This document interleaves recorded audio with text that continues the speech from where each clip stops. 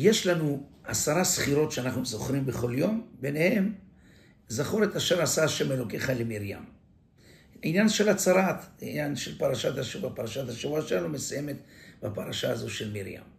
לכאורה, מרים הייתה זהירה, היא לא הוציאה את הכביסה החוצה, היא לא הוציאה בת שקבילים, היא לא עשתה רעש גדול, היא כינסה בחוג המצומצם ביותר של המשפחה, המשפחה האהובה שכל כך מוקירה את משה רבנו, ודיברה, כי היא רצתה לפתור את העניין, רצתה להבין את העניין, לפתור את העניין, אז מה כל כך, למה היא כל כך זוכה שכל יום אנחנו מזכירים את הלשון הרע כביכול, שמרים דיברה כנגד משה רבנו.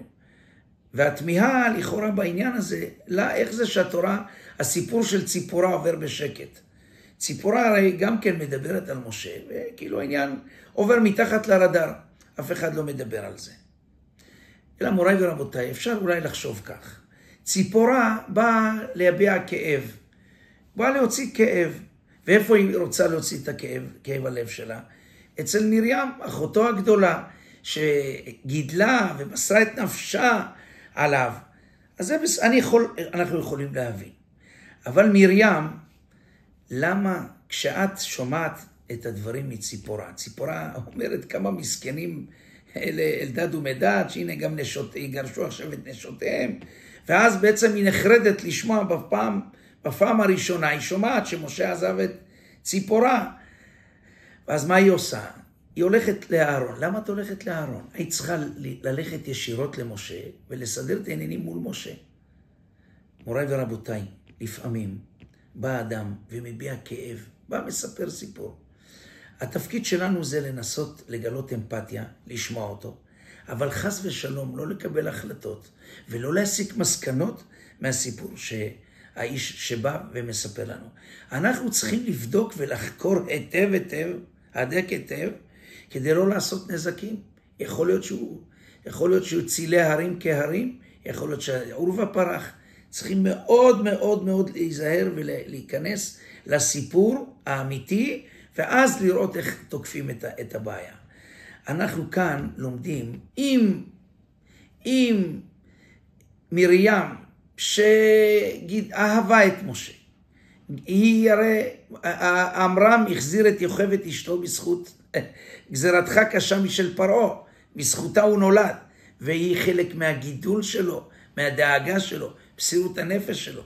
מרים עם מעשי רוח, מרים הנביאה, שרק רצתה רק לעשות טוב.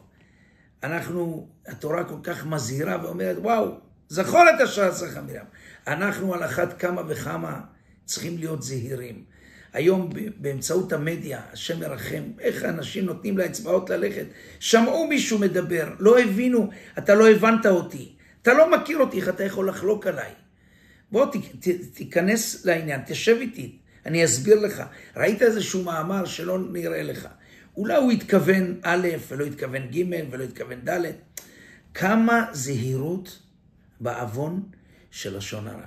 וזה מה שהתורה באה להגיד. למרות שמרים התכוונה לטובה. היא פחדה מצמצום הילודה, היא רצתה לעודד את הילודה. והיא לא האמינה שהאח שלה, שבא מכוונה של צמצום הילודה, ומסרה עליו נפש, מדברת עליו, והתורה אומרת, היא לוקה בצרת, וכל העם מחכים לה, כולם יודעים, ברבים היא לוקה.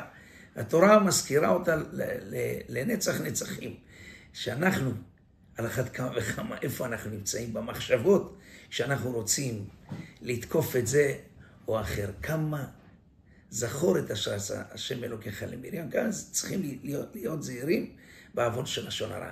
ייתן השם יתברך שעל ידי שנרבה אהבה ואחווה, איפה? על כל פשעים תכסה אהבה.